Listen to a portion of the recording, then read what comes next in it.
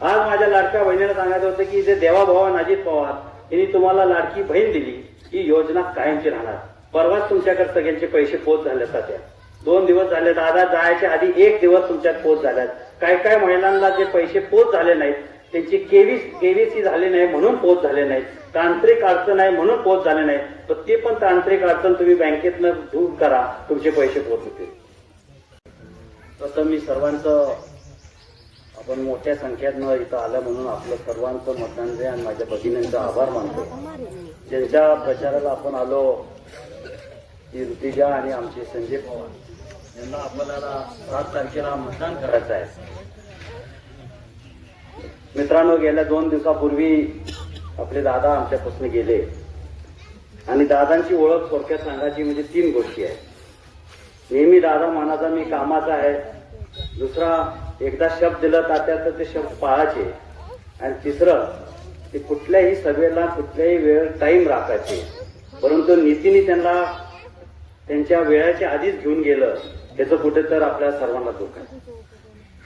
आणि दादा शब्दाचा आहे हे आज तुम्हाला सांगायचं म्हणजे की जेव्हा आपण सचिन पाटलांसारखा 7 शेतकरी आमदारकीला घड्याळावर चिन्हावर उभा केलं आणि आपण सर्वांनी फलटण तालुक्यात एक परिवर्तन आणलं, तेव्हा दादांनी आम्हाला शब्द दिला की ह्याच्या पुढे आम्ही तुमच्याबरोबर कायम राहू.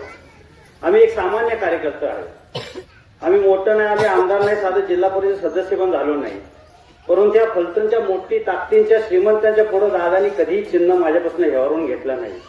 नगरपालिकेच्या इलेक्शनला पण लोकांना वाटलं की आता घड्याळ जाईल, परंतु दादांनी माझ्यावर विश्वास ठेवून घड्याळ आणि भाजपची युती आमची कायम ठेवली. आता परवा पण लोकांना वाटत होतं की रात्री 12 पर्यंत पण पत्रकार म्हणत होते की एबी फॉर्म कोणाकडे येतील, परंतु मी तात्याला सांगितलं होतं की दादांनी 2 दिवस पूर्वीच मला एबी फॉर्म दिलते. आणि ह्योच विश्वास आणि ह्योच शब्द दादा जेव्हा म्हणतोय शब्दाचा होता, हे शब्द त्यांनी पाळलं. मित्रांनो, आता आपली जबाबदारी आहे त्या माणसाला जर खरं शब्दांची आहे तर की घड्याळांच्या चिन्हावर आपले 3 उमेदवार आपल्याला विजय करायचा आहे. त्या भागात विचित्र राजकारण घडायला लागल्यात. मी नाव घेऊन सांगतो, आनंदाने नाव घेतलं नाही, अजय फराटे सारखे व्यक्तींनी त्यांचा दिवाणजी उभा केलाय, त्यांचा दिवाणजी त्यांनी धनुष्यबाणवर उभा केलाय तात्या. आणि काल दिवसभर बारामती दादांच्या बंगल्यावर जातोय, म्हणजे 5 किलोमीटर जाणार तुझा विचार वेगळा आणि इकडे येऊन तुम्ही दादांच्याच घड्याळाच्या विरुद्ध प्रचार करताय. अरे जरा लाज वाचवा. 2 दिवस झाले दादांना जाऊन तुम्ही दादा म्हणताय, वहिनी म्हणताय, आणि त्याच व्यक्तीचा त्याच देव माणूस जगला होता, त्याची शेवटची ओळख घड्याळमुळे झाली. म्हणजे दादा वाढले तेव्हा दादाची बॉडी ओळखलं घड्याळमुळं, त्या घड्याळाच्या विरोध तुम्ही प्रचार करताय. हे कुठे पाप फेडणार आणि कसं तुम्ही लोकांच्या पुढे जाणार हेच मला त्याला आवडणार. असल्या व्यक्तींना तुम्ही विश्वास ठेवून मतदान करणार, जो नेत्याचं होऊ शकलं नाही, जो देवत मानताय त्याचं होऊ शकलं नाही, तो माणूस तुमचा कधी होणार.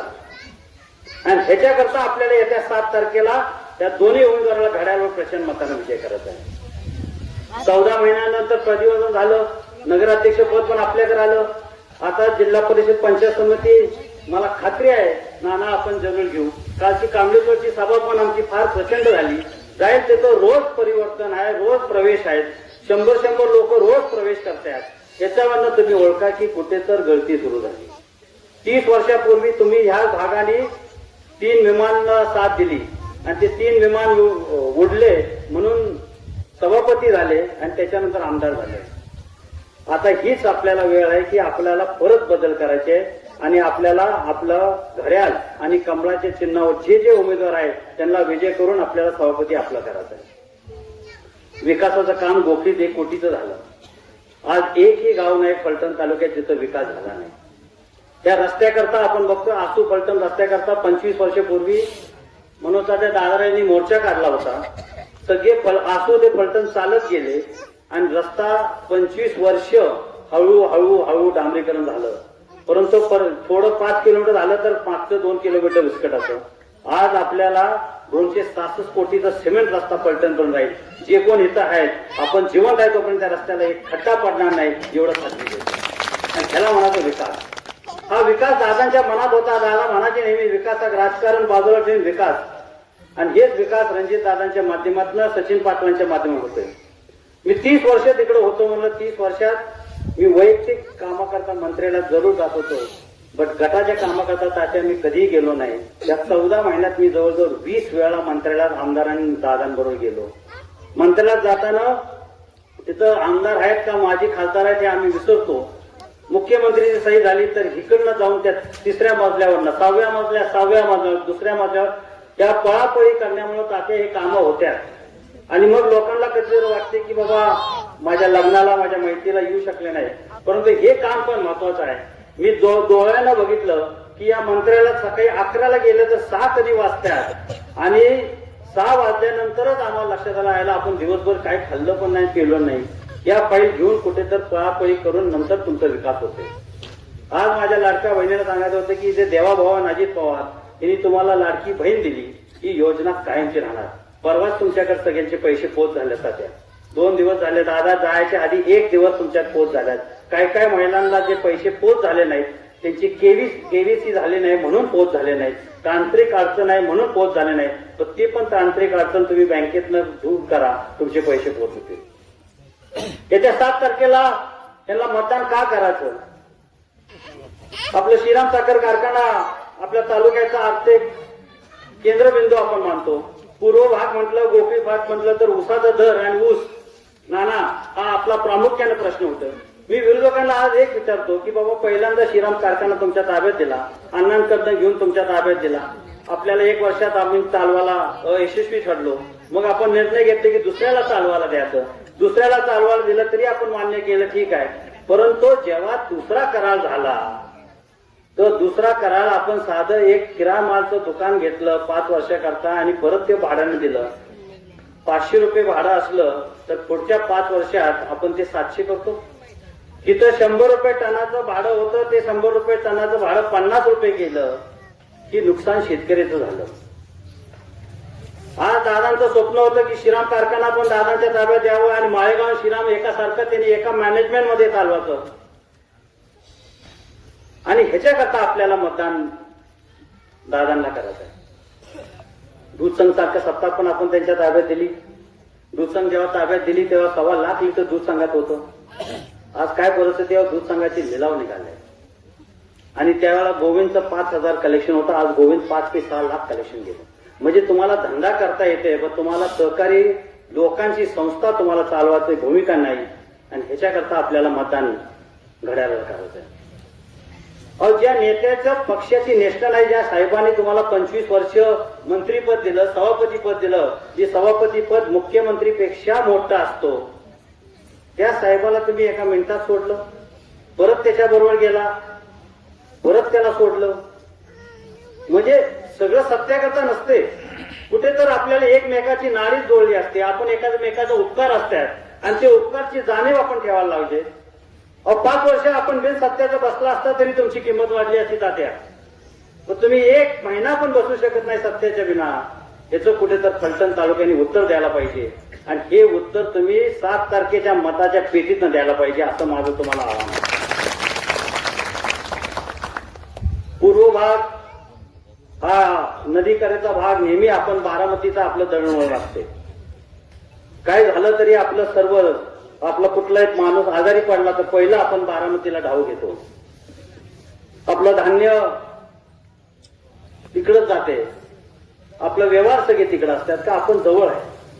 आणि त्याच्याकरता तुमच्या गोकीचा पूल पहिला मंजूर केला आणि मग आम्हाला आसूकरांना पण पूल पाहिजे होता. गोकीचा आणि आसूचा अंतर 1-2 किलोमीटर असेल आणि जेव्हा आम्ही सर्वांनी दादांना ते पूल मागितला, आमच्या दादांनी ते पूल 20 कोटीचा पूल आम्हाला दिलाय. काम सुरू आहे आणि ते भौगोलिक प्रोसेस ह्याला म्हणायचं विकास आणि विश्वास. हा विश्वास आपल्याला तोडायचा नाही आहे. हा विश्वास कायम आपल्याला ठेवायचा आहे. आज आपल्याला सर्वांना माहित असेल दादांच्या पत्नी आज उपमुख्यमंत्री म्हणून शपथ घ्यायला लागल्यात. त्यांना 10 दिवस दुःख पण घरी बसून करता येत नाही. शेवटी जबाबदारी असते, शेवटी शासन असते आणि त्या पद्धतीने नाना चालू राहायचं असते. मित्रांनो, नेहमी दादा म्हणायचे अजितदादा विकास आणि तो विकास रणजितदादा सचिन पाटील आपल्या सर्वांच्या माध्यमातून फलटण तालुक्यात सुरू आहे आणि ह्योच विकास आपल्याला चालू ठेवायचा आहे. विरोधक नुसतं आपल्या पुढे येणार, काय टीका करणार. लहान बाळ येते ते तर फारच टीका करते, म्हणजे वय बघत नाही, माणसं बघत नाही. मी कुणावर टीका करायला येतो उभा राहिलो नाही. मी कुणाची लाईन येतं नाना छोटी करण्याकरता माझा उद्देश नाही. मी माझ्या पक्षाची लाईन मोठी करणार. मी ज्या महायुतीत आहे त्या महायुतीबरोबर कायम राहणार. आम्हाला दिवस चांगले आले का वाईट आले, रणजितदादा पडले खासदारकीला तरी आम्ही सोडली नाही महायुती. आम्ही त्यांच्याबरोबर ठाम राहिलो आणि एक जिद्द बाळगलं की आमदार आपण निवडून आणायचा. त्यांच्यासारखं आम्ही पक्ष बदलले नाही, त्यांच्यावर्षी आम्ही नेतृत्व बदललं नाही. आम्ही हाय त्या नेतृत्वाला ठेवलं, त्याला विश्वास दिला आणि आमदार निवडून आला. त्यात आमच्यात आणि त्यांच्यात फरक आहे. आणि शेवटी जो नेत्याचा होऊ शकत नाही, जो त्याला दिलं त्याचं होऊ शकत नाही, तो तुमचा होत नाही. मी जास्त वेळ घेणार नाही, ऊन भरपूर तावते, सभा उशिरा झाली, परंतु जाता जाता आपल्याला एक विनंती करून जाणार. आपण जे इथं आल्या, आपण जे इथनं भाषण ऐकताय, आपण मायक्रो तात्या इलेक्शन करा की प्रत्येक माणसाला एक 100-200 मताची जबाबदारी द्या. त्या माणसाला ती जबाबदारी तेवढीच पाळू दे, 100 मताच्या पुढं जाऊ नये आणि त्या मताप्रमाणे त्यांनी मतदान आणत तोपर्यंत, आजपासून ते मतदान होत तोपर्यंत त्या 100 लोकांची जबाबदारी त्यांनी करू दे. त्या 100 पैकी जे कोण बाहेर मतदान आहेत ते मतदान कसं आणायचं ही जबाबदारी करावं. आपण नुसतं हक्का आणि आपण इलेक्शन ला सामोरे जाऊ नये. तुम्ही फलटणमध्ये प्रभावी म्हणून तुम्ही काम केले, भजन नानांनी काम केले, तुम्हाला माहित आहे आपण किती बारकाईने काम केले. त्या बारकाईने आपण काम करून आपण येत्या 7 तारखेला फलटण तालुक्यातला परिवर्तन घडवायचा. माझा पूर्व भाग हा सिंहाचा वाटा घालणार आणि हा विश्वास मला तुमच्यात आहे आणि हा विश्वास तुम्ही कायम ठेवणार याची मला खात्री आहे. आणि हनुमानच्या देवळापुढं मी आपल्याला शब्द देतो की तुम्ही 7 तारखेला तुमचं कर्तव्य पार पाडा, मतदान करा. त्याच्या पुढे 5 वर्ष आम्ही तुमच्या बरोबर राहील. तुमच्यापेक्षा 2 शब्द 2 पावलं पुढे जाऊ. जे काय तुमची अडचणी आहेत, जे काय कायम आतापर्यंत जे आम्ही सोडत आलो तेच ह्याच पद्धतीने आम्ही सोडत राहील. एवढं मी शब्द देऊन माझं भाषण संपवतो. जय हिंद, जय महाराष्ट्र.